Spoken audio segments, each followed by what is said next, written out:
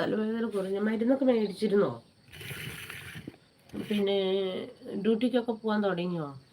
നിങ്ങൾ രാവിലെ ഷോപ്പ് തുറക്കുക. ജെസ്സി ഉണ്ടാക്കിക്കൊണ്ടിരുന്നു. ഫുഡ് ജെസ്സി ഉണ്ടാക്കിക്കൊണ്ടിരുന്നു. അപ്പം മക്കളെ വേണ്ടേ ഫർസലെ? ഷോപ്പിൻ്റെ അല്ല, ഷോപ്പ് തുറക്കുന്നതിൻ്റെ അല്ല, പിന്നെ മക്കളെ വേണം. പിന്നെ ഞങ്ങൾ ഒരാൾ പോയിട്ട് കാര്യമില്ല, രാവിലെ 2 ആൾ വേണ്ടി വരും. ചിലപ്പം കടിയൊക്കെ നമ്മൾ ഇവിടെ നിന്ന് ഉണ്ടാക്കുമല്ലേ, അപ്പോൾ ആളൊക്കെ വന്നു കഴിഞ്ഞാൽ. പിന്നെ ഞങ്ങൾ മെയിനായിട്ട് ചെയ്യുന്നത് കേക്കല്ലേ. മൈഗ്രെയിൻ തലവേദനയാണോ?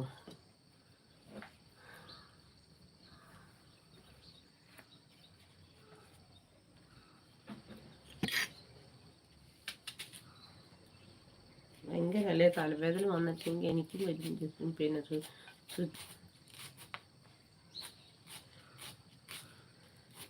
തക്കുടു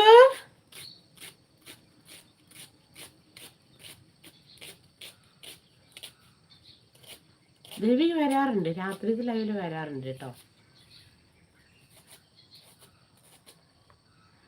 ചില ദിവസം എന്നൊന്നുമില്ല, അവള് ഡ്യൂട്ടിക്ക് കയറി.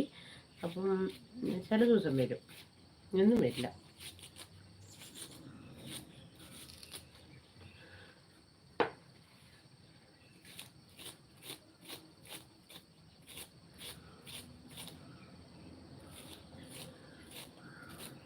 സുനിൽ സാറിനോട് ഹായ് പറയുന്നുണ്ട്. നമ്മുടെ വൺ ടച്ച് ഫർസൽ വന്ന വഴിക്ക് പോയോന്ന്.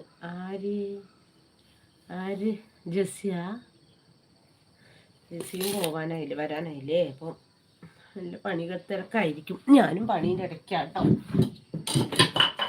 പണീൻ്റെ വഴിക്ക് നടക്കുന്നുണ്ട്, ലൈവ് എൻ്റെ വഴിക്ക് നടക്കുന്നുണ്ട്.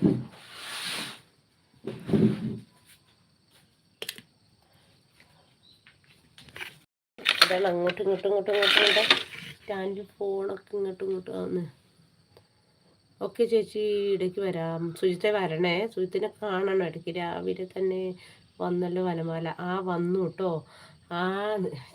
ഫർസൽ സുബേറെ ഇന്നലെ ഒന്നും ലൈവ് ചെയ്യാൻ പറ്റില്ല. അപ്പം ഇന്ന് കുറച്ച് ലൈവ് രാവിലെ ചെയ്യാമെന്ന് വിചാരിച്ചു വന്നതാ. അപ്പോൾ ഓരോ പണീൻ്റെ ഇടയ്ക്കാട്ടോ ഇന്ന് ലൈവ്.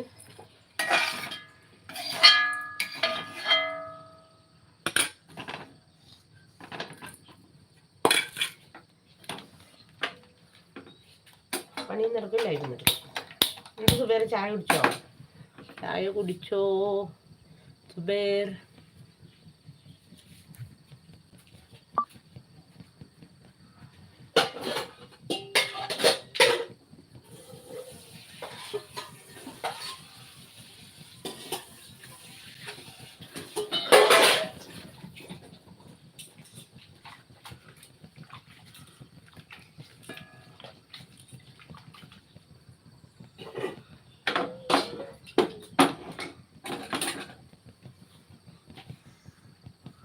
എന്തായാലും മിണ്ടാത്തെ.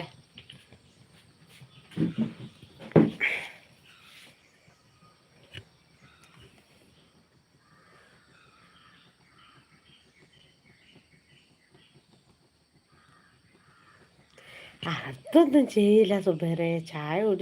ചായയിലൊന്നും ഉപ്പിടില്ല. Vipin good morning. വിപിനെ ശരണം വിളിയൊക്കെ കഴിഞ്ഞോ? അമ്പലത്തിലൊക്കെ പോയോ? അവിടെ അയച്ചോ? അമ്പലത്തിലാണോ? പിന്നെ നിങ്ങളെ കെട്ടുന്നറ എവിടെ വെച്ചാൽ വിപിനെ?